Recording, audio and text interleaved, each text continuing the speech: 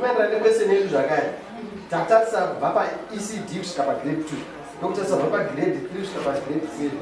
Saka iko zvoti akuenda form 1 kusvika form 4. Tingore same question. Like what study areas should learners take to meet the demands of the competence-based curriculum at secondary level forms 1 to 4? Ndezvipi zvidzidzo zvingaitwa nevana padzidzo itsva yakawandudzwa zvinotarisirwa kubva form 1 kusvika form 4?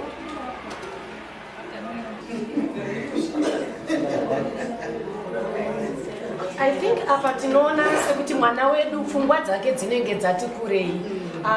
We should also factor in nyaya yechoice yekuti takutarisa kuti mwana wedu amepe future yake, saka we should expect guidelines from the teachers, from the parents, kuti muri kuda kuti mwana wenyu atore path ipi, saka already we are shaping up our path.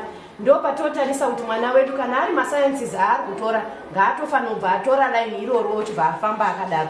Kana ari maarts akuda kuzoita VPA dzenyu dziya dzamakamudza kuECD dziya ngabva atotanga kudi kufamba neline iroro. So I think apa takutarisa kuti mwana wedu atotange kutobrancha kubuda kuline raari kuzoda, because mind yake nepfungwa dzekunyatsoona kuti ada kuenda nepapi taanayo already. Ende kana dai tikamuisa akawanda masubjects anogona kutaura ega kuti izvi handizvigoni. By form 3 akutotanga kukudzai kuti I take 10 subjects kana kuti I take 9 kana 8.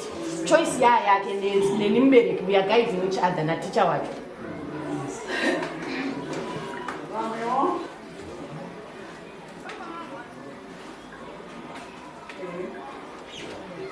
The number of subjects also should be better, because to consider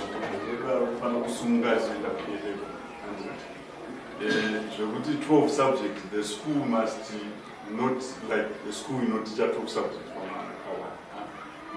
Let that be the choice, but at least 7 subjects. And also on the 7, there must be indigenous language, ICT, and at least business subjects. Quite a PE. And at least one practical. At least one practical would make technical, graphic, whatever.